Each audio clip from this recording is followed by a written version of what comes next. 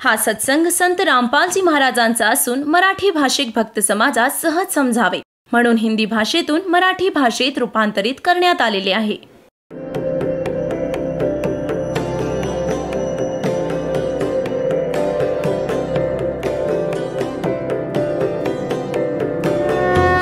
और ज्ञान सब ज्ञान डी कबीर ज्ञान सो ज्ञान और जैसे घोड़ा तोब का करता चले मैदान. जगद्गुरु तत्वदर्शी संत रामपालजी महाराजांचे अमृत वचन सर्व पवित्र धर्मांच्या व पवित्र शास्त्रांच्या आधारावर. पुण्यात्म्यांनो, परमात्म्याने येऊन आपल्याला ज्ञान दिलं. दुख में सुमरण सब करे सुख में करे ना कोई. जय सुख में सुमरण करे तो दुख काहे को होवे. सुख में सुमरण किया नहीं दुख में करते याद. कह कबीरता दास की कौन सुने फरियाद. परमात्म्याने येऊन सांगितलं की दुःखात तर सगळेच भगवानाचं स्मरण करतात आणि सुखात मात्र स्मरत नाहीत. सुखात स्मरण केलं नाही आणि दुःखात मात्र स्मरण करतात. कबीर म्हणतात की पण ही तक्रार ऐकतो तरी कोण. तर पुण्यात्म्यांनो, ज्या व्यक्ती आज स्वतःला या खोट्या सुखात सुखी मानतात आणि त्या या आपत्ती येण्याआधीच त्या परमेश्वराच्या चरणी लीन होतात, भक्ती करतात, तर त्यांच्या वाट्याला येणारे कष्ट कर्माचे कष्ट नाही येणार. आणि जो या खोट्या सुखात रमलाय, पुण्यात्म्यांनो, प्रत्येक प्राण्याचं प्रारब्ध बनवलं जातं. प्रारब्ध म्हणजे आमच्या पुण्य आणि पाप तिथे भगवानाच्या दरबारात संचित आहे, डिपॉझिट आहे बँकमध्ये. तर त्यायोगे आपल्याला मनुष्य जीवन येतं ॲव्हरेज रेशोने. पुण्याच्या हिशोबाने पुण्य काढलं जातं आणि पापाच्या हिशोबात पाप, दोन्हींचं मिश्रण करून आपल्याला एक मनुष्य शरीर मिळतं. ज्यांचं पुण्य जास्त संचित आहे त्यांचा पुण्याचा रेशो जीवनात जास्त असतो, परंतु पापांचा समावेशही नक्कीच होतो. तर जोपर्यंत पुण्य चालतंय तोपर्यंत हा विचार करतो की माझ्यावर काहीही होणार नाही. आणि जेव्हा पापांचा विषय सुरू होतो तेव्हा हा भरकटतो, रडतो, वाईट पद्धतीने डोकं आपटून. मग परमात्म्याचं स्मरण करतो. त्यावेळी मग परमात्मा त्याविषयी म्हणतात, अच्छे दिन पाछे गए गुरु से किया ना हेत. अब पछतावा क्या करे चिड़िया चुगेगी खेत. मग परमात्मा दयाळू आहे. म्हणतात, पीछे गई सो जान दे ले रहती को राख. उल्टी ला चढ़ाइयो करो अपूठी चाक. आता ते दयाळू काय सांगतात की चांगले दिवस मागे पडले, सद्गुरूंचा शोध घेतला नाही आणि आता पस्तावून काय फायदा. वेळीच आपल्या शेताची राखण केली नाहीस, त्यातल्या पिकाला चिमण्यांनी खाऊन टाकलं. मग परमात्मा म्हणतात कि चेत सके तो चेत ले आधा आधा पदा उभार. जे काही थोडंफार उरलं आहे ते तरी आता सांभाळ, ते तरी उभं कर, अजूनही वेळ आहे. आता काय सांगतायत परमात्मा, जसं काही बुजुर्ग लोक आहेत, वृद्ध झालेत बिचारे, हे तत्वज्ञान न मिळाल्याने, आध्यात्मिक ज्ञान न मिळाल्याने आपल्याला जे ट्रेनिंग मिळतं परिवारांकडून, नातलगांकडून, कुटुंब कबिल्याकडून, समाजाकडून, यातून केवळ एवढंच मिळतं की बाबा आपलं करून खा, घेऊन दे. हे तर एका नेक माणसाचं, पुरुषाचं कर्तव्य बनतं. हे तर कर्तव्य असायलाच हवं. परंतु याचबरोबर आपल्याला भविष्यासाठी जे करायचं होतं, ती परमात्म्याची साधना, धर्म, पुण्य करायचं होतं, ते ज्ञाना वाचून वंचित राहिलं. आणि ते ज्ञान मिळतं सद्गुरू आणि संतांकडून. तर परमात्मा म्हणतात, आखिर तुझको कौन कहेगा गुरु बिन आत्मज्ञान. ठीक आहे, समाज, संसार यात कसं राहायचं याचे विधी तर समाज सांगतोच आहे. परंतु आत्मकल्याणाचा जो मार्ग आहे तो संतच दाखवतात. आणि संतांपर्यंत आपण पोचू शकत नाही, कारण आपण अशा समाजात बंदिस्त राहतो आणि त्याच विचारांनी आपण संतुष्ट असतो की मला एवढंच काम आहे. जेव्हा सत्संगात याल तेव्हा समजेल की माणसाचं अजूनही एक आवश्यक काम आहे, ज्याचा आपण प्रारंभही नाही केला. दास आधी गावोगावी जायचा, सत्संग करायचा. एका गावात 2 भाऊ होते. एकाने उपदेश घेतला होता. एक त्यांचे पिताजी होते. खूप नेक आत्मा होते. परंतु या ज्ञानाच्या अभावाने ते या सत्संग इत्यादींच्या नावानं खूप चिडायचे. आम्ही तिथे 3 दिवसांचा पाठ करायचो, जसा इथे चालतो. आणि 3 दिवसातून 2-2, 3-3 वेळा सत्संग करायचो. गाव घरवाल्यांना समजवायचे की नवा भगवान, ज्ञानही नवीन. खूप दिवस समजावल्यानंतर थोडंसं त्यांच्या बुद्धीत यायला लागलं होतं. तर आम्ही सत्संग करत होतो. त्या घरवाल्यांनी आपल्या सर्व नातलगांना सांगितलं होतं की आमच्या घरात 3 दिवस कुणीही हुक्का, बिडी, तंबाखू खाण्यासाठी यायचं नाही. या घरात बिडी, तंबाखू घेऊनही यायचं नाही. तर काय झालं की त्यांचा म्हातारा वरती गच्चीत अंगणात, उन्हाळ्याचे दिवस होते, वरती हुक्का भरून घेऊन बसला आपल्या दुसऱ्या मुलाकडे. आम्ही सत्संग करत राहिलो. मग रात्री जेव्हा सत्संग संपत आला, पहिल्या दिवशी सत्संग ऐकला दिवसा, मग रात्रीही ऐकला. तर दुसऱ्या दिवशी रात्री जेव्हा सत्संग समाप्त झाला, म्हातारा खाली आला. जवळजवळ 70 वर्षांचा होता तो. आता तो येऊन माझ्यापाशी बसला जमिनीवर. आणि त्यांच्या सुनेला काय वाटलं की म्हातारा आता काय बोलेल कुणास ठाऊक महाराजांना. काय सांगावं, काय बोलेल, कारण हे काम कधी पाहिलेलं नाही आणि माहीत नाही का आलंय आता. या सगळ्याची तर चीड आहे याला खूप. तो बसला आणि डोळे पाण्यानं भरून आले त्याचे. रडू लागला. मी विचारलं, काय झालं बाबा, काय झाले, का रडताय तुम्ही? ते म्हणाले, जे ज्ञान तुम्ही ऐकवलंत ते आजवर कधी ऐकायलाच नाही मिळालं. मी तर कधीच काही ऐकलं पाहिलं नाही. आणि काय ते सिनेमे थोडे पाहिले. आणि मी तर इतका मेहनती माणूस होतो. या पोरांचे 2-4 ऐवजी आता 12 एकर बनवले. 12 एकर जमीन मेहनत करून करून आणखी 8 एकर घेतली. आणि आता माझं काय होणार? आता तर मी 70 वर्षांचा झालो. आता मी काय करावं आणि माझं काय होईल? ह्या ज्ञानामुळे रात्रभर मला आता झोप लागेना. आणि आता माझं खाणं पिणंही थांबले.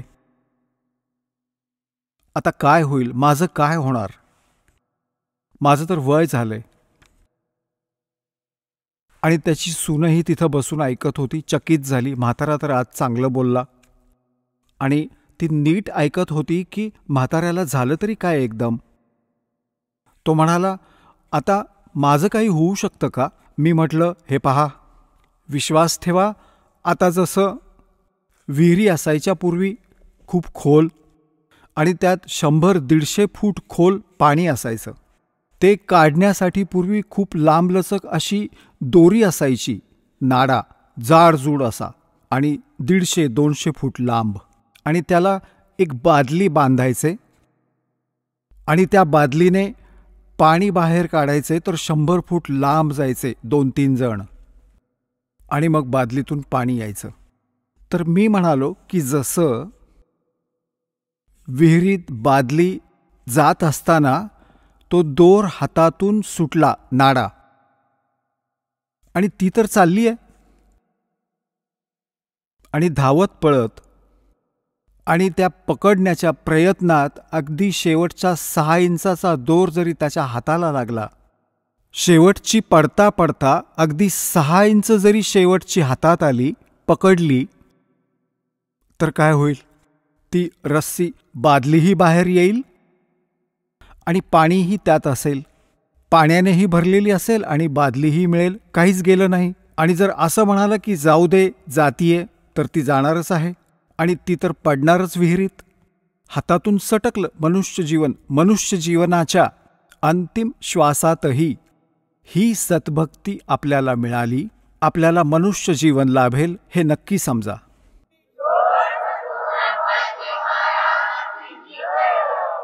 आणि आपलं वय आता 70 वर्षांचं आहे. ॲव्हरेज 80-90 तर माणसाचं वय मानतो आपण, आणि तुम्ही तर चांगले ठणठणीत कडक दिसता आहात. आणि नाम घ्या, पण हुक्का, बिडी, तंबाखू याला हातही लावायचा नाही, आणि अन्य उपासना कुठलीही करायची नाही. ही गोष्ट गावाखेड्यात जे डेरेडारे आहेत किंवा अन्य जो समाज, पूजा, तीर्थव्रत हे नाही करायचे. ते म्हणाले की मी तर काहीच करणार नाही, मला तर पिच्छा सोडवायचा आहे, मी का करू? आणि केलं, सगळं केलं, आयुष्यभर कष्ट उचलले, मला दीक्षा द्या. त्याची सूनबाई म्हणाली, दादा हुक्का फार पितोस तू, नाम घेऊन हुक्का नाही प्यायचा. तो म्हणाला, तू बघ तर खरं, मला तर माहीतच नव्हती ही गोष्ट, आग लागू या हुक्क्याला, सोडून देईन, गाढव होईल, कुत्रा होईल, जीवनाची माती होईल माझ्या. पण संतांचे वचन आहेत हे, ते खोटे नाही होणार मुली. तर पुण्यात्म्यांनो, म्हातारपणात हा कुठे पळून जाणार? नाम घेतलं त्या भक्तानं आणि 10-15 वर्ष जगला आरामाने अगदी, मग मृत्यू पावला नि मोक्ष मिळाला. म्हणतात की जीना तो थोड़ा ही भला जस सत सुमरण हो और लाख वर्ष का जीवना लेखद रहनी कोई. आता पुण्यात्म्यांनो, जसं बालक भक्ती करू लागतं, खूप चांगली गोष्ट आहे, परंतु हे ज्ञान माहीत असलेला म्हातारा तो जीवाची बाजी लावेल. हे माहिती आहे की रोज हाच विचार, आपलं वरचं तिकीट कधीही निघेल, उतारावर आहे जीवन, कधीही ढळून जाईल. शेवटी दिवस किती राहिलेत? 60 नंतर उलटी गिनती सुरू झाली. लक्षात ठेवलं पाहिजे म्हाताऱ्याने. चांगली जीव तोडून भक्ती करा आणि आपला पिच्छा सोडवा. आणि हे तर असं पडू नये, जसं एक कवीचा एक शब्द आहे, विना ज्ञानाने असे दुःखी होतात. एर नर धोखे धोखे लुट गया आगी अंत घड़ी रे आगी अंत घड़ी.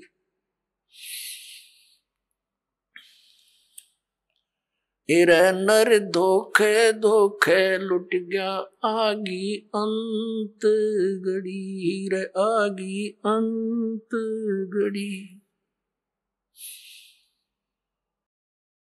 तर मग काय म्हणतात? पोता ब्यालो या मन में रही और एली करवा जो खडी. वरचं तिकीट तयार आहे आणि हा आस लावून बसलाय की भगवान नातवाचं लग्न पाहतो मग मरतो. आणि मग काय म्हणतो की त्याला एक पोरगा होऊ दे, मग मी घर बांधतो आणि मग मरतो. सांगा, अशा प्रकारच्या आस्था या अज्ञानामुळे म्हातारपणी आणखी वाढतात. आणि जेव्हा ज्ञान मिळेल तेव्हा आपली माळ घ्या आणि बसा कोपऱ्यात. ना पत्ते खेळतात, ना हुक्का पितात, ना गप्पा मारतात. दिवस रात्र एक वेळ करून आपल्या भक्तीमध्ये वेळ घालवायचा. तर पुण्यात्म्यांनो, या प्रकारे परमात्मा सांगतात की झालं गेलं ते विसरून जा. और ले रे तीन राख उल्टी ला चढ़ाइयो करो अपुटी चाक. आगम निगम को खोज ले बुद्धि विवेक विचार.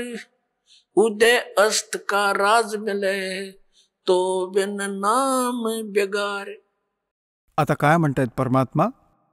काय सांगतायत परमात्मा? की आठवण करून देतात की थोडीशी जरा विवेकाची कास धर हे प्राण्या. अगम निगम को खोज ले और बुद्धि विवेक विचार, उदय अस्त का राज मिले तो बिन नाम बिगारे. बिगार म्हणजे काय होतं? आम्ही लहान असतानाच्या वेळी 3 चाकी होत्या पेट्रोलवर चालणाऱ्या, ज्याला हे गणेश म्हणायचे. आमच्या गावापासून लखन माजरापर्यंत ये जा करायचे 2 टेम्पो. त्यातला एक दिवस नाही आला तेव्हा पुढच्या दिवशी एका सोबत्यानं त्याला विचारलं की काल कुठे गेला होतास? तो म्हणाला, मी काल रिकाम्या कामात अडकलो होतो.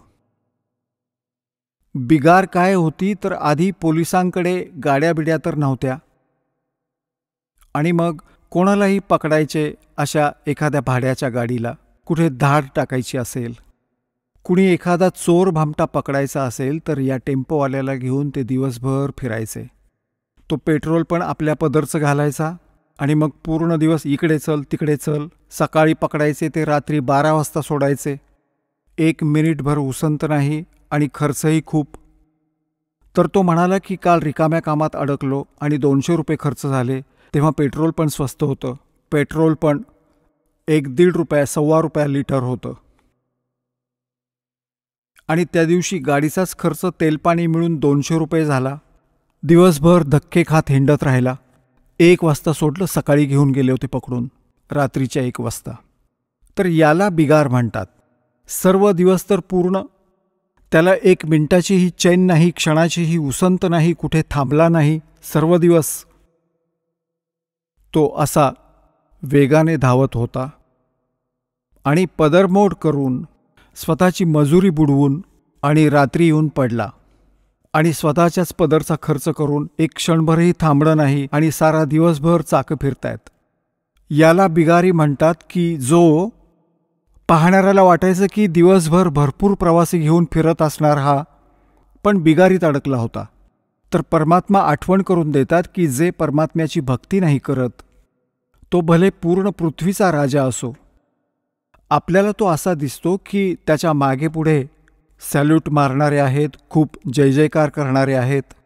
परमात्मा म्हणतात हा तर 3 व्हीलरवाला आहे, आपल्या पदरचे पैसे खर्च करतो आणि खूप व्यस्त असल्याचं दाखवतो. अंतिमात्र याची मातीच होणार हे ध्यानात ठेवा.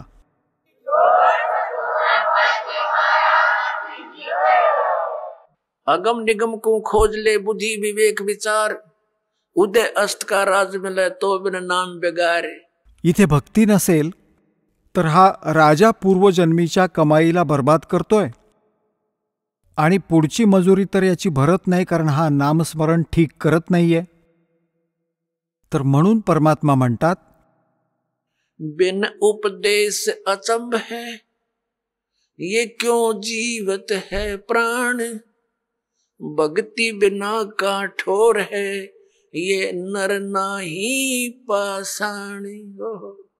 परमात्मा कबीर परमेश्वरजी म्हणतात की गुरूंचा उपदेश घेतल्याविना हा माणूस, हा जीव कुणाला आधार मानून जगतोय.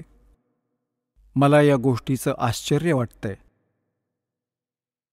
आणि भक्ती वाचून आधार नसलेला हा नर नाही, हा तर पाषाण आहे, दगड आहे.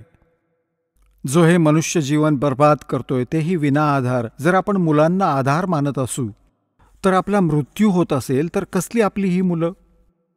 आपल्या समोर जर मुलं मरण पावली म्हणजे हा आधार निराधारच होता आमचा. चूक होती आमची की आम्ही याचसाठी जगत होतो.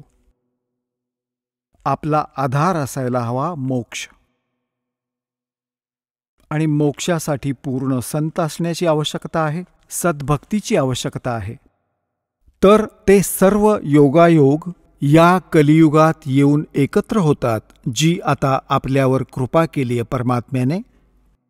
संत पूर्ण असावा, पूर्ण परमात्म्याची भक्ती असावी, शास्त्र अनुकूल असावा, नाम देण्याचा अधिकारी असावा. तर असा संयोग, असे नंबर कधीकधी जोडले जातात, जे आज सगळे नंबर मिळाले आणि आता केवळ नाम घ्यायचं आहे, वाईटापासून वाचायचं आहे, मोक्ष होऊन जाईल. परमात्मा काय म्हणतायत? यो सौदा फिर नाही संतो, यो सौदा फिर नाही, यो सौदा फिर नाही रे संतो, ये सौदा फिर नाही। लोहे जैसा ताव जात है, लोहे जैसा ताव जात है, ये काया दे सराही रे संतो, यो सौदा फिर नाही। हा सौदा परत नाही संतांनो, हा सौदा परत नाही। हा मनुष्य जन्म पुन्हा पुन्हा मिळत नाही। एखादा सद्ग्रंथ तुम्ही उघडून पहा, कुण्या महापुरुषाचे विचार पहा कि मानुष जीवन दुर्लभ है, ये मिले न बारंबार, और जैसे तरवर से पत्ता टूट जाए वो फिर नहीं लगता डार। परमात्मा कबीर साहेब जी म्हणतायत कि हिडकी दे दे, रोएगी सुरता जो तू चालेगी अकेली। ज्या परिवारासाठी तू संपूर्ण दिवस पशुसारखा राबत असतोस आणि जेव्हा तुझा मृत्यू अगदी समीप येईल, रोग होईल, दुर्धर आजार, तेव्हा तो विचार करतो की आता काय होईल भगवान, माझी मुलं आहेत, यांचं काय होईल? परमात्मा म्हणतात तू भक्ती कर, मला शरण ये, तुझं आयुष्य मी वाढवेन आणि तुझ्या मुलांचंही मी रक्षण करेन। म्हणूनच आपण भगवानाचा शोध आपण घेत होतो, भक्ती करत होतो की आपल्या वाईट काळात अशी भगवान मदत करतो। मग परमात्मा म्हणतात की तू मला शरण ये आणि व्यवस्थित कामाला लाग।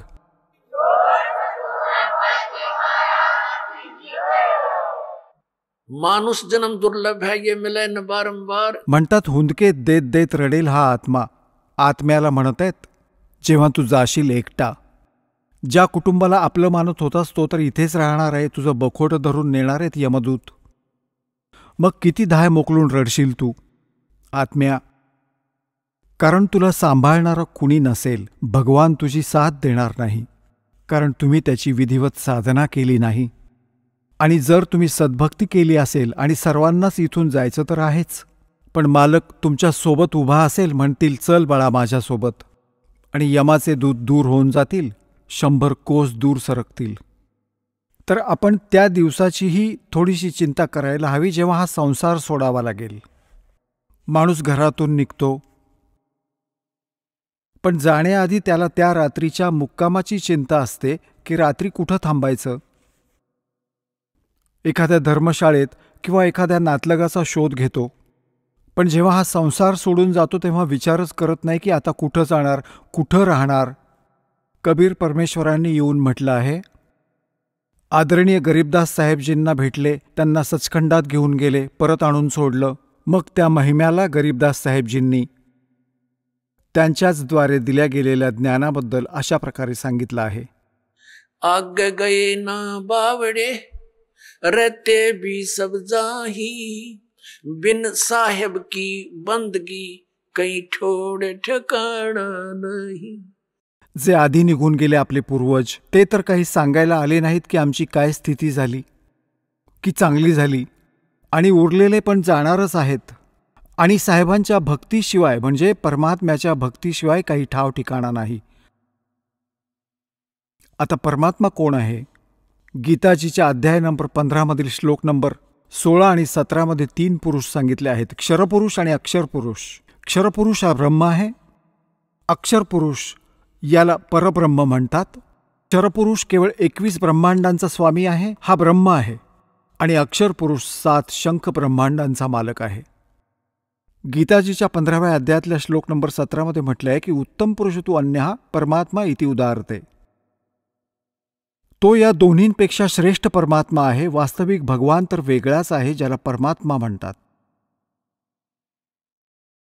आणि तोच तिन्ही लोकात प्रवेश करून सर्वांचं पालन पोषण करतो। आता परमात्म्याच्या भक्तीविना, आता आमचा परमात्मा, आमचा साहेब कोण तर कबीर साहेब आहेत, ते परमाक्षर ब्रह्म आहेत, जे कधीही विनाश पावत नाहीत। त्यांची साधना करणारे प्राणी पुन्हा संसारात परतून जन्ममृत्यूच्या फेऱ्यात परत येत नाहीत। गीताजीच्या 18व्या अध्यायातील श्लोक नंबर 62 आणि गीतेच्या 15व्या अध्यायातील श्लोक नंबर 4 मध्ये ही कॉन्सेप्ट स्पष्ट आहे। गीता ज्ञानदाता म्हणतो की त्या परमेश्वराला शरण जा, त्याच्या कृपेने तू परमशांती सनातन परमधामाला प्राप्त होशील। जिथे गेल्यावर साधक परतून संसारात कधीच येत नाहीत. त्या परमात्म्याची भक्ती करा. तो गीता ज्ञानदात्यापेक्षा दुसरा आहे, अन्य आहे. आता काय म्हणतायत की जर आपण ब्रह्मा विष्णू महेश किंवा ब्रह्म किंवा परब्रह्म व अक्षर पुरुषाची भक्ती केली तर जन्ममृत्यू सतत राहतील. यांचाही जन्ममृत्यू आहे आणि त्यांच्या अंतर्गत जितके प्राणी आहेत त्यांचाही आणि त्यांच्या साधकांचाही जन्ममृत्यू सतत राहील. आता जसं आपण इथं खूप आरामात राहत आहे, मुलं आहेत, नातवंड आहेत किंवा मुलं आत्ता लहान आहेत, शिकत आहेत, मातापिता आहेत किंवा विवाह झाला आहे, तर मग आशा आहे की मूल होईल, त्याचं संगोपन असं करेल. तर इथून तर एक दिवस निघावं तर लागेलच.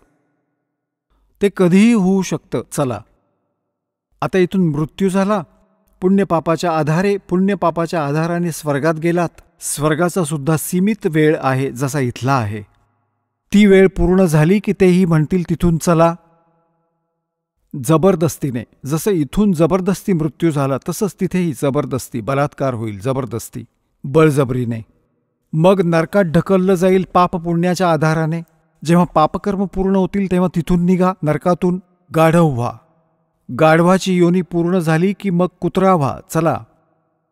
आणि कुत्र्याची वेळ पूर्ण झाल्यावर चला डुक्कर व्हा. आणि मग चला माणूस व्हा. आणि पुन्हा चला स्वर्गात आणि पुन्हा चला नरकात. तर इथं परमात्मा म्हणतात, आगे गई ना बावडे रहते भी सब जा, अर्गन साहेब की बंदगी किती ठेव ठिकाणा ना. सगळं चला चला सुरू आहे. तर त्या चला चलाचा नाश आता होईल, या ज्ञानाने होईल, कबीर भगवानांकडून होईल आणि या खऱ्या नामस्मरणाने होईल जे दासाजवळ आहे.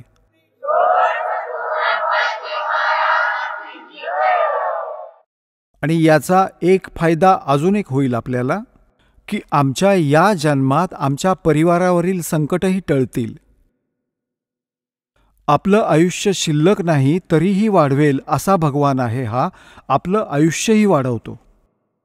आपल्या मुलांचं, आपल्या कुटुंबांचं रक्षण करेल, आपल्या नातलगांचं देखील हा परमात्मा. आपण दुःखी होऊ नये म्हणून तिथपर्यंतही आपलं रक्षण करेल की माझ्या आत्म्याला दुःख होऊ नये, तिथपर्यंत सुख देण्याचा प्रयत्न करील. हा असा परमात्मा आहे. हे कबीर भगवान आहेत. आता प्रसंग चालू आहे. ये सौदा फिरना ही संतो यूं सौदा फिरना ही, लोहे जैसा ताव जाते काया देश राही. 3 लोक और भवन चतुर्दश सब जग सौदे आही, और दुगने तिगने किए चौगने किन्हू मूल गवाही. ओय होय. हे मानव शरीर असं जाणा जसे कारागीर असतात. जसा आपला शेतकरी कुटुंबात जन्म झाला या दासाचा, घरातले म्हणत असत की जा, हा नांगराचा जो फाळ आहे याला टोकदार करून आणायचा आहे, लोहाराकडे घेऊन जा. लोहाराकडे घेऊन जात असे, तो भट्टीत द्यायचा तो फाळ आणि अशी आयरण फिरवायचा तो. जेव्हा तो पूर्णपणे लाल होत असे फाळ, त्या नांगराला एक लोखंडाचा लांब दांडा होता आणि जेव्हा तो पूर्ण तापला जायचा तेव्हा लगेच काढून त्या आयरणीवर धरायचा आणि म्हणायचा की घण मारा, जोरजोरात मारा, मग थंड झालं की मग काही फायदा नाही. तर लगेच म्हणजे गरम लोखंडावर लगेच घाव घालून त्याला पूर्ण टोकदार बनवून देत असे. असेच गरम लोखंडावर घाव घालून हे लोहार लोक, कारागीर, जसे हे स्क्रूड्रायव्हर वगैरे जे काही उलथनं चमचे हे बनवत असत. तर जेव्हा गरम आहे, गरम असताना घाव घातले, लोहावर घण घातले की त्याचं जे हवं असेल ते आपण बनवू शकतो. थोडंसं थंड झालं की मग पुन्हा त्यावर हातोडे मारले तर त्याचा काही उपयोग नाही, वाकड तिकडं होऊन जाईल. तर अशाच प्रकारे परमात्म्याने सांगितलं की आपलं मनुष्य शरीर जोपर्यंत आहे हे लोखंड तापलेलं आहे आपलं, आणि या गरम लोखंडावर घाव घातले तर काहीतरी होईल.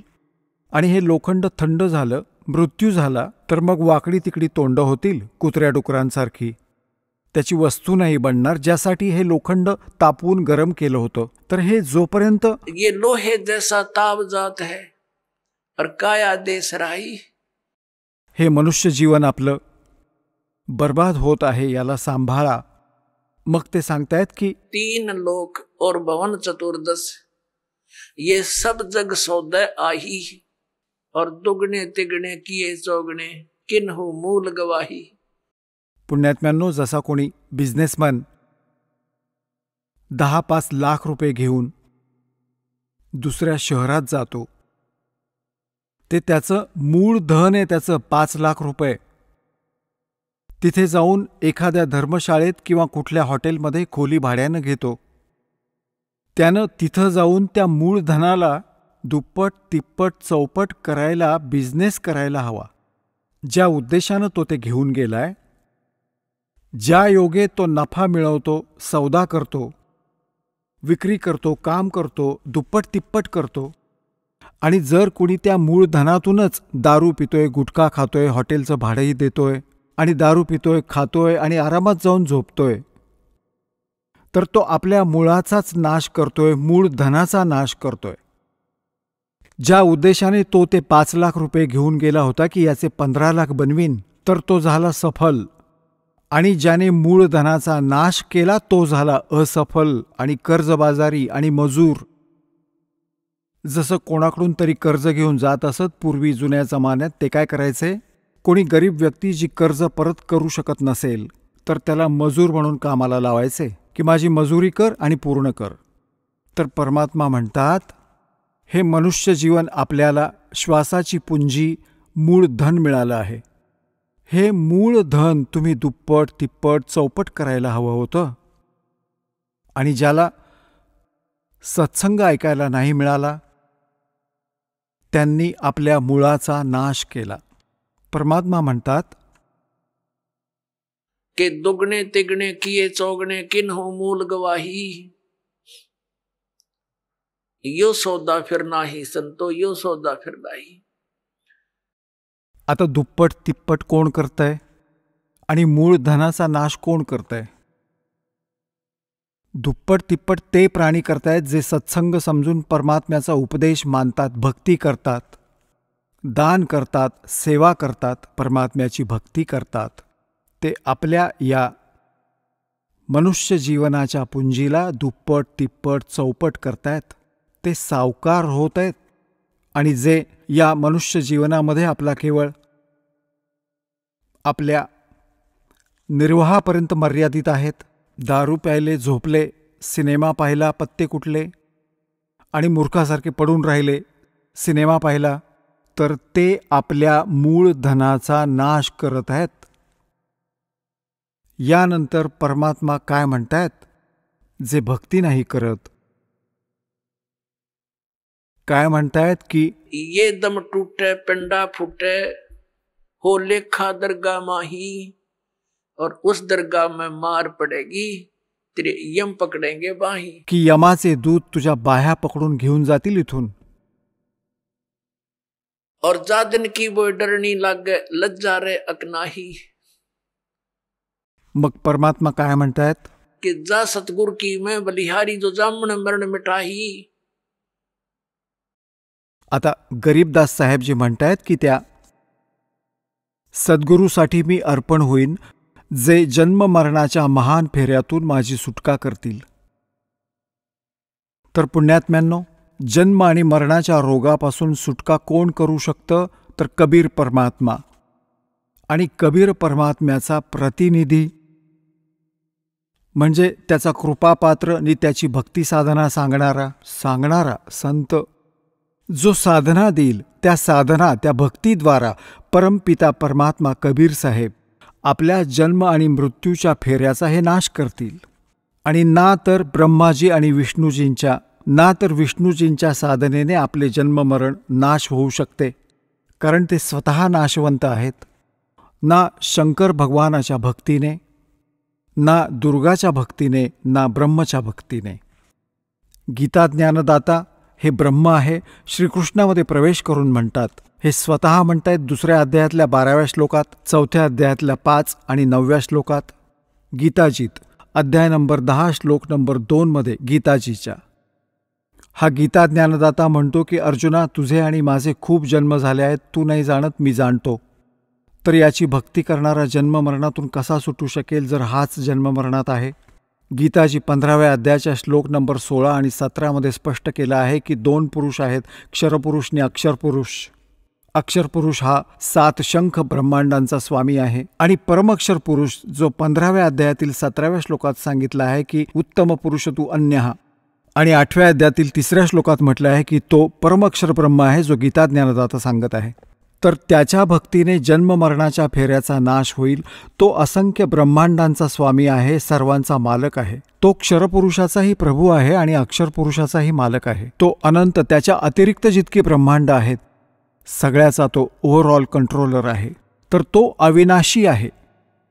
तर अविनाशीची भक्ती केल्याने तेही अविनाशी होऊ शकतात, कारण त्याच्या लोकात जातील जिथे ज्याची भक्ती करतील त्यालाच प्राप्त होतील. तर तिथे जाऊन जन्ममरण मिटेल. जन्ममरण कसं मिटेल? तर तो परमात्मा कबीर साहेबजींचा प्रतिनिधी असेल, त्यांचा संत असेल, त्यांच्याद्वारे पाठवलेला. जसे विष्णूजींचे कोणी उपासक संतांकडून भक्ती घेतात गुरूंकडून, तर तेच तिकीट काढेल विष्णूजींच्या लोकाचं. आणि जो ब्रह्मची साधना करणारा गुरु आहे, ब्रह्म, त्याच्याकडून कोणी नाम घेतलं तर ब्रह्मपर्यंतच त्याचं तिकीट काढणार तो.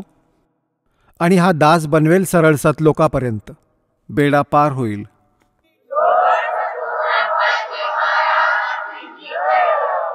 आणि मग कोणत्या गोष्टीची आठवण करून देत आहेत परमात्मा?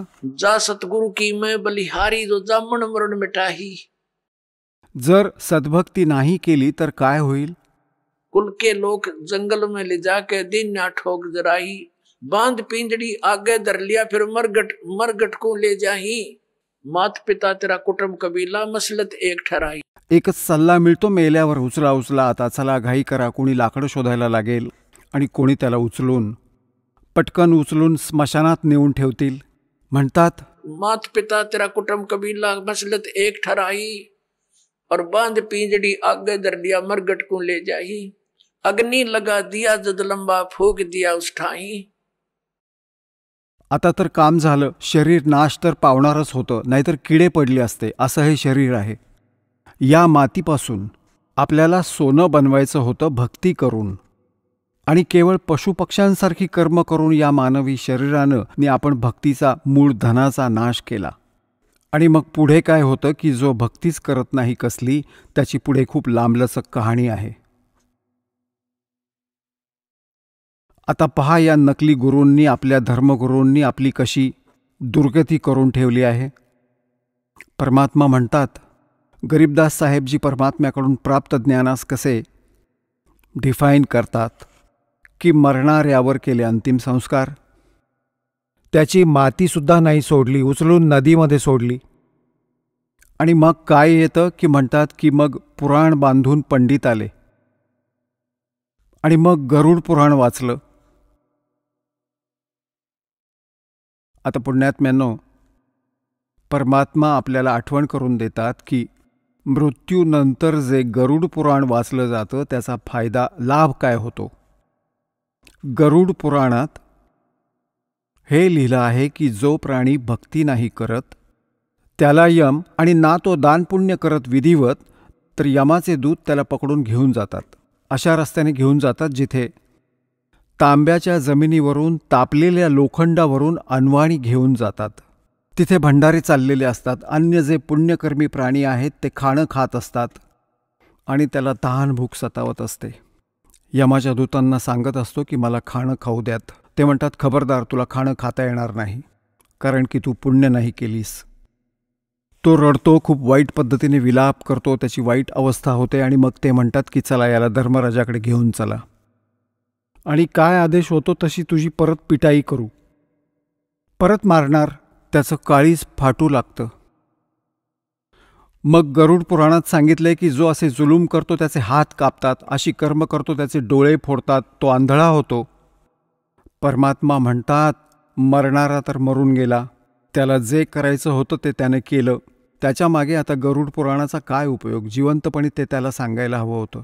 म्हणजे तो घाबरला असता, भगवानाला भक्ती केली असती, या दुःखांना आठवून वाईट गोष्टींपासून दूर राहिला असता, आणि तो आपली कर्म फोडून निघून गेला. आता गरुड पुराण पाठ करतात अशी यांची सगळी उलटी रीत. आता परमात्मा काय सांगतात की पुराण उठा फिर पंडित आगे, गुरुजी आगे और पीछे गरुड़ पढ़ाई. नर से तीतू पशुआ की जय गद्दा बैल बनाई. ये 56 भोग कहा मन बोरे की तो कुरडी चरणे जाई. ओय पुण्यात्म्यांनो, ह्या काळाने आपली बुद्धी इतकी क्षीण करून टाकली. आपण हा विचार करतो की आपला आज जो थाट आहे मनुष्य जीवनात, हवं त्यावेळी जेवण करा, भूक लागताच, जेव्हा हवा असेल तेव्हा चहा करून प्या, काजू मनुके सफरचंद खातात, हलवा खीर खातात हवं तेव्हा. परमात्मा म्हणतात की जर इतक्या सुविधा भगवानानं दिल्या आहेत तर त्याचं कामही काही वेगळं असणारच. जर आपण सद्भक्ती नाही केली, गुरु धारण नाही केला, तर मग काय होणार? नर से तीतू पशुआ की जय गद्दा बैल बनाई. ये 56 भोग कहा मन बोरे की तो कुरडी चरणे जाई. ओय होय. पुण्यात्म्यांनो, आपलं जे हृदय आहे ते इतकं कट्टर झालं, इतकं ज्ञानहीन झालंय आपलं हृदय, की आपण हे ऐकूनही खरं वाटत नाही की खरंच आपली वाईट अवस्था होईल. आणि हीच सगळ्यात मोठी चूक जीवाला लागली आहे. ठीक आहे, स्वतःची बुद्धी काम करत नसेल तर संतांची वचनं ऐकली पाहिजेत. आता कित्येक जसं आपण आपल्या नातेवाईकांना किंवा कुठल्या मित्रांना, स्नेह्यांना म्हणतो की बाबा राम नाम घे, भक्ती कर, गाढव होशील, कुत्रा होशील, जीवन मातीमोल होईल, तर ते काय म्हणतात, कुणी बघितलंय, बघू पुढे. आता हे काय बोलणं झालं? आता मेल्यानंतर त्याच्या मागे गाढव बनल्यावर पुढे काय बघणार? मग कुंभार बघेल, 2.5 मणाचं पोतं ठेवून कमरेवर मारेल लाठी. बघायचं तर आत्ता बघ, वाईट ते सोड आणि भक्ती कर भगवानाची. पहा, कुणी अंध चालला आहे कुठल्या कुमार्गावर, चुकीच्या मार्गावर, समोरून कुणी डोळस आला आणि त्याला सांगतोय की सूरदास, हा तुझा रस्ता योग्य नाही, तू भयंकर जंगलात जाऊन पोहोचशील आणि तिथले हिंस्त्र पशु तुला खाऊन टाकतील. आता जर तो शुद्धीत आहे, तो अंध, तर डोळसाच्या बोलण्यावर विचार करायला हवा की याने का सांगितलं असावं हे, आणि लगेचच त्या मार्गाचा त्याग करायला हवा. आणि जर त्याने भांग पिऊन ठेवली असेल तर तो म्हणू शकतो की बघूया ना पुढचं कोणी पाहिलंय. आता डोळस असं सांगतोय ते त्यानं पाहिलं म्हणून तर तुला सतर्क करतोय, तुझा शत्रू थोडाच आहे तो. अंधाला दिसत नाही, डोळसाचं ऐकत नाही, मग मर विहिरीत पडून. तर हे संत महात्मे ज्यांनी भगवानाला पाहिलं आणि तिथल्या सर्व विधानाला परिचित होऊन आले, आपल्याला ज्ञान दिलं की ह्या ज्या क्रिया तुम्ही करता आहात त्याने चुकीच्या मार्गानं जात आहात, त्यांचा त्याग करा. आता हे संत महात्मा जे होते हे डोळस होते, यांना तत्वज्ञानयुक्त दृष्टी होती, आणि आपण आंधळे आहोत, तत्वज्ञानहीन प्राणी आहोत, आणि आम्ही डोळसांचं ऐकणार नाही, आम्हाला दिसत नाही, आणि ज्यांनी पाहिलंय ते सांगतायत त्यांचं आम्ही ऐकत नाही. मग तेच होईल जे अंधाच्या बाबतीत झालं, पडा खड्ड्यात. तर काय सांगतात, सुखदेव ने 84 भुगती बना पजावे खरवो. तेरी क्या बुनियाद प्राणी तू पेंडा पंथ पकडवो. परमात्म्याच्या या ज्ञानानं आपल्याला कळतं की एक सुखदेव नावाचे ऋषी होते, आणि ते आपल्याकडील सिद्धीमुळे आकाशात उडत असत, परंतु कुणी गुरु नव्हता केला ना ते सद्भक्ती करत. मागच्या जन्मातील पुण्यकर्मामुळे, भक्तिशक्तीमुळे त्यांची बॅटरी चार्ज होती, म्हणून हवेत उडायची सिद्धी प्राप्त होती. एक दिवस साधू संत महात्म्यांच्या गोष्टी सुरू होत्या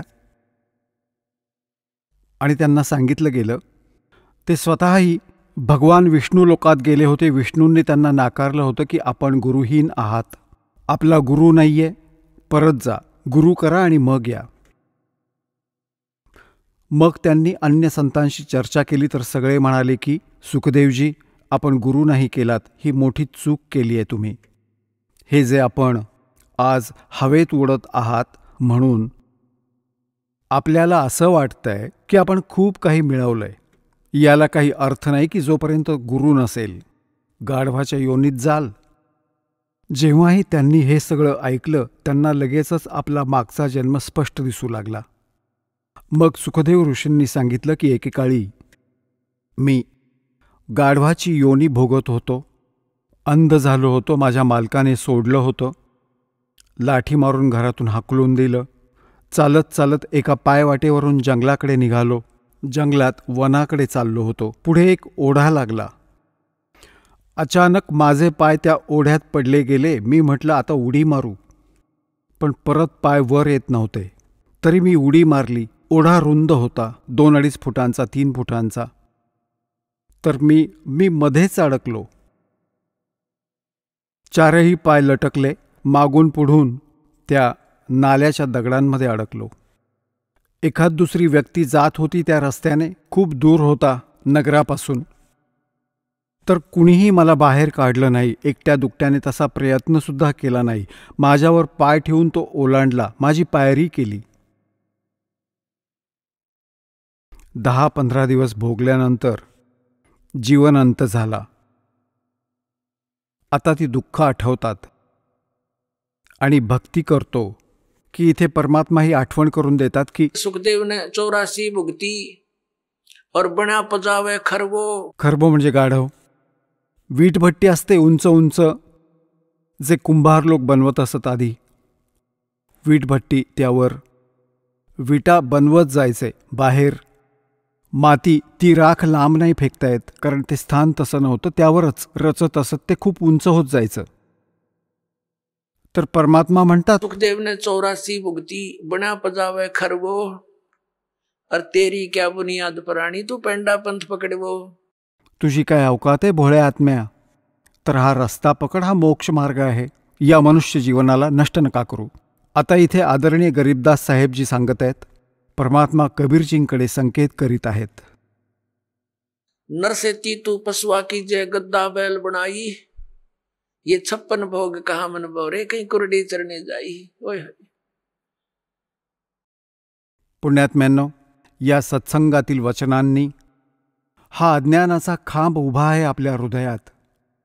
या परमात्म्याच्या या हातोड्यांनी, या तत्वज्ञानानेच हे फुटेल. आणि मग स्वप्नात देखील भीती वाटेल आपल्याला तुमची ही पापकर्म हटल्यावर, हा सत्संग ऐकल्यावर. पापं खूप वाढली आहेत म्हणून यावर विश्वास बसत नाही. संत जे सांगतायत ते खरंच होईल, कारण संत नेहमी खरंच बोलतात. आता आज आपण किती सुंदर आहार घेतो, आणि तेही छोट्याशा कामाविना, परमात्म्याच्या नामाविना. काम करता करता भक्ती करा, चालता फिरता भक्ती करा, हे विधान आहे. हठयोग कोणत्याही सद्ग्रंथात लिहिलेला नाही. हे हठयोग करतायत सकाळ संध्याकाळ 2.5 तास, हे आपली कर्म नासवतायत. कोणत्याही सद्ग्रंथात हठयोग करण्याचा विधी नाहीये. आपलं कामही करा, रामही म्हणा. नाम उठत नाम बैठत नाम सोवत जागवे, नाम खाते नाम पीते नाम सेती लागवे. मग काय सांगतायत भगवान? आता पुण्यात्म्यांनो, या दासाचा जन्म एका शेतकरी कुटुंबात झाला. आणि आता त्या जुन्या गोष्टी खूप आठवतात जेव्हा हे ज्ञान समजून आलं. आमचा एक बैल होता आणि त्या बैलाच्या मागच्या खुरामध्ये एवढा मोठा 1.5 इंचाचा खिळा घुसला आणि कळलं नाही. लगेचच त्याला शेतात नेलं. पूर्ण दिवस नांगराला जुंपलं. इतका मोठा खिळा लागला होता रात्री, आणि सकाळपासूनच त्याला नेलेलं होतं. पायाने खूप लंगडत होता बैल, पण थांबवलं नाही पूर्ण दिवस. कोणत्या दृष्टिकोनाने नाही थांबवलं? तर बऱ्याचदा जेव्हा बैलाच्या नसेवर नस चढते, सल्ला देत असत हे तेव्हाचे हकीम होते की बैलाला काही झटका बिटका बसला असेल की ज्या कारणाने तो लंगडत असावा, लंगडतोय, त्याला थांबवायला नाही पाहिजे. काम करत राहिला तरच तो ठीक होईल, नाहीतर पाय बधीर होऊन जाईल. या दृष्टिकोनानेच नांगरणाऱ्याने दिवसभर प्रयोग केला, थांबवलं नाही.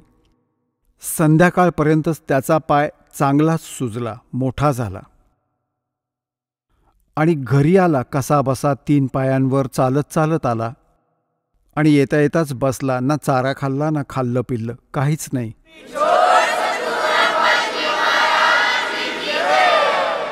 चला आता आपण त्या श्रद्धाळूंचे अनुभव जाणून घेऊया ज्यांनी जगद्गुरू तत्वदर्शी संत रामपालजी महाराजांकडून नामदीक्षा प्राप्त केलेली आहे, तसेच त्यांच्याद्वारे सांगितलेल्या भक्ती मार्गावर चालत आहेत. नमस्कार. सतसाहेब सरजे. आपलं नाव? निंबा सुखदेव निकम. आपण कुठून आलात? राहणार विटेवाडी, तालुका देवळा, जिल्हा नाशिक येथून आलो आहे. आपला व्यवसाय काय आहे? शेती अधिक नोकरी. आमच्या तालुक्यामध्ये म्हणजे गावाशेजारी साखर कारखाना आहे, त्या कारखान्यात मी नोकरी करतो आहे. संत रामपालजी महाराजांची गुरुदीक्षा आपण कधी घेतली?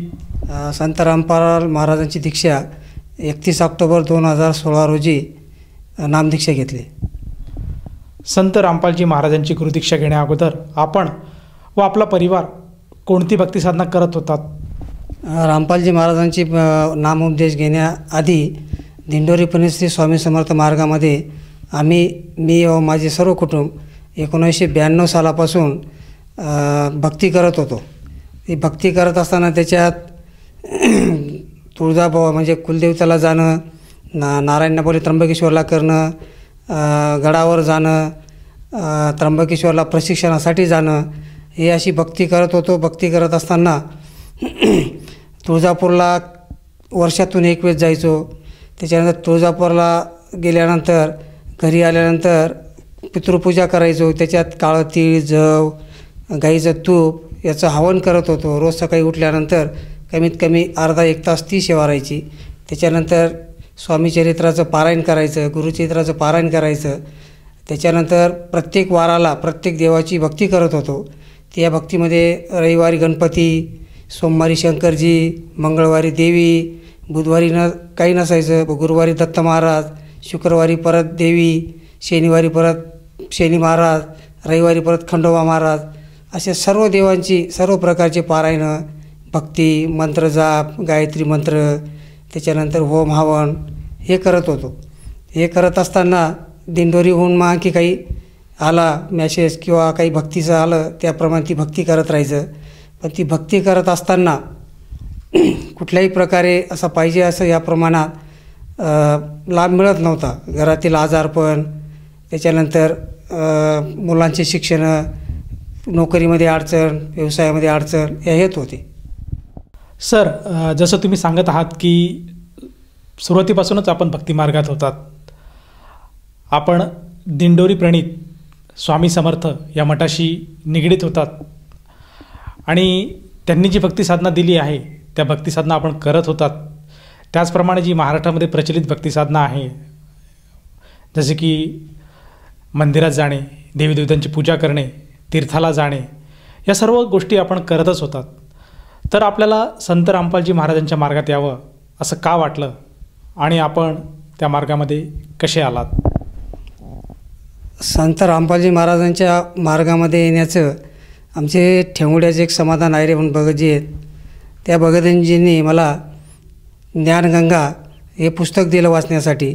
ते पुस्तक मी गेलो, वाचल्यानंतर ते जवळजवळ 2-3 महिने मी गीता, ज्ञानगंगा, आपले सत्संग हे मोबाईलवर ऐकत होतो. ते ऐकत असताना मला गीतेमध्ये आणि ज्ञानगंगेमध्ये जे ज्ञान पाहायला मिळालं किंवा वाचण्यात आलं त्याच्यात तर सगळं वेगळ्या प्रकारे आणि आपण भक्ती ते वेगळी करत होतो. कारण त्याच्यात उपास, तपास हे करायची बंदी आहे गीतेमध्ये. पण मी स्वामी समर्थ मार्गात असताना सोमवार उपास, गुरुवार उपास, एकादशीला उपास, शनिवारी उपास, चतुर्थीला उपवास, नवरात्रांमध्ये पूर्ण 9 दिवस उपवास, असे भरपूर प्रमाणात उपवास करायचो. परंतु कुठल्याही प्रकारे त्याच्यातून फायदा होत नव्हता. परंतु ज्यावेळेस भगतजींनी मला ज्ञानगंगा पुस्तक दिलं, त्या पुस्तकात ज्यावेळेस मी ते वाचलं, 2-3 महिने अभ्यास केला आणि ठरवलं की इथून म्हणजे पुढे आपण मार्ग बदलायचा. मग मार्ग बदलत असताना अजून 2-3 लोकांना भेटलो की मला मार्ग बदलायचा आहे, असं असं करायचं आहे. माझे ती आधीचे गुरुबंधू होते, त्यांनाही मी सांगितलं की आपण जी भक्ती करतो आहे ही भक्ती चुकीची होती. कारण गीतेमध्ये, वेदांमध्ये असं नाही. गीतेमध्ये उपास करायला नाही सांगितलं आहे, जप तप करायला नाही सांगितलं आहे, कारण दुसरा मंत्र नाही आहे. आणि जो मंत्र आहे तो मंत्र आपल्याकडे नाही आहे. तो मंत्र कुठे मिळेल? तर मला जेव्हा भगतजींनी सांगितलं किंवा ज्ञानगंगा पुस्तक मी वाचलं त्याच्यात ते मंत्र, तो जप, ती भक्ती सगळं वाचण्यात आलं आणि मी निर्णय घेतला की आता ना आपण मार्ग बदलायचा. मार्ग बदलण्यासाठी मी घरातही चर्चा केली. घरच्यांचाही मला विरोध होता, परंतु मी ठरवलं की 31 ऑक्टोबर ही लक्ष्मीपूजन होती त्या दिवशी, आणि त्याच दिवशी मी नाशिकला जाऊन केंद्रावर जाऊन संत रामपालजी महाराजांचा नामोपदेश घेतला. सर, जसं तुम्ही सांगत आहात की आपले जे मित्र आहेत त्यांनी आपल्याला ज्ञानगंगा हे पुस्तक दिलं, आणि त्या पुस्तकातनं आपण जे आपले धर्मग्रंथ आहे आणि ते ज्ञानगंगा हे पुस्तक आहे, ह्या दोघांमधलं ज्ञान आपण पडताळून बघितलं, त्याच्यामध्ये कंपॅरिझन केली, त्याची तुलना केली, आणि आपल्याला असं आढळलं की संत रामपालजी महाराजांचा मार्ग हा शास्त्रोक्त मार्ग आहे आणि त्यानुसारच आपण भक्ती करायला पाहिजे. आणि त्याप्रमाणे आपण वागलात आणि लक्ष्मीपूजनाच्या दिवशी आपण संत रामपालजी महाराजांकडनं नामदीक्षा घेतली. तर या नामदीक्षेनंतर आणि या सद्भक्तीमुळे आणि या साधनेमुळे आपल्याला व आपल्या परिवाराला काय काय लाभ प्राप्त झालेत? सर्वात मोठा लाभ तर मोक्षाचा मार्ग भेटला, आणि मोक्ष होणं हे सगळ्यात महत्त्वाची गोष्ट आहे. म्हणून मार्गात आल्यानंतर सर्वप्रथम मोक्षाचा मार्ग मिळाला. त्याच्यानंतर आमच्या घरगुती ज्या अडीअडचणी, व्यावसायिक अडचणी या आपोआप कमी होत होत होत होत आम्हाला आजारपणं हे ते सगळं कमी होत गेलं. कारण एवढी भक्ती करत असतानाही आजारपण एवढ्या मोठ्या प्रमाणात होते आमच्या घरात की आईला कॅन्सर झाला, आई वारली, वडिलांना तब्येत बिघडली, वडील वाजारले आजारी पडून, त्याच्यानंतर मिसेसचं ऑपरेशन झालं, त्याच्यानंतर माझ्या मुलीला व्हेनस थंबोस म्हणून एक आजार झाला मेंदूचा, त्याच्यात ती 21 दिवस ICUमध्ये होती, 4-5 दिवस कोमात होती. परंतु आपण एवढी भक्ती करत असताना लाभ होत नव्हता, आणि महिन्याला तिला जवळजवळ 2,000 ते 3,000 रुपयाच्या मेडिसिन, औषध, गोळ्या लागायच्या. जेव्हा संत रामपालजी महाराजांचा उपदेश घेतला तेव्हापासून दवाखानाही आमचा कमी होत होत आज आमच्या घरामध्ये 1 रुपयाची गोळी किंवा दवाखाना अजिबात राहिला नाही. म्हणून हा मोक्षाचाही मार्ग मिळाला, आणि आपल्याला वैयक्तिक पण कुटुंबाला सगळ्यांना व्यवस्थित प्रकारे लाभ मिळतो आहे आम्हाला. सर, जसं तुम्ही सांगत आहात की संत रामपालजी महाराजांची भक्तिविधी स्वीकारल्यानंतर आपल्याला व आपल्या कुटुंबाला बरेचसे लाभ प्राप्त झालेत. तर या अनुषंगाने जे आपले पूर्वीचे गुरुबंधू होते त्यांना, आणि त्याचप्रमाणे जे आपले नातलग आहेत आणि जो श्रोतावर्ग, जो प्रेक्षक वर्ग आज आपल्याला बघत आहेत, त्यांना आपण काय संदेश द्याल? संत रामपालजी महाराजांचा जो सत्संग चालतो तो सत्संग बघावं. त्याच्यात जे वेदांमध्ये, गीतेमध्ये जे आपल्या शास्त्रानुसार भक्ती करायचे प्रमाण आहेत, पुरावे आहेत, ते बघावे. आणि सर्वांना विनंती की त्यांनी पण संत रामपालजी महाराजांच्या मार्गात यावं आणि आपला मोक्ष कल्याण करून घ्यावं, एवढी मी त्यांना विनंती करतो. सर, जसं तुम्ही सांगत आहात की आज संत रामपालजी महाराजांचे सत्संग हे विविध चॅनल्सवर प्रसारित होत आहेत, आणि त्या अनुषंगाने जर कोणा साधकाला किंवा व्यक्तीला नामदीक्षा किंवा गुरुमंत्र घ्यावायचा असेल तर ती व्यक्ती गुरुदीक्षा किंवा नाममंत्र कसा घेऊ शकेल? TV वर जो सत्संग चालतो त्याच्या खाली पट्टीवर नंबर येत आहेत, नामदान केंद्राचे नंबर आहेत, तिथून फोन करून जवळच्या केंद्रावर जाऊन विनाशुल्क मोफत नामदान प्राप्त करता येऊ शकतं आणि भक्ती करायला हे मिळू शकतं. धन्यवाद सतसाहेब.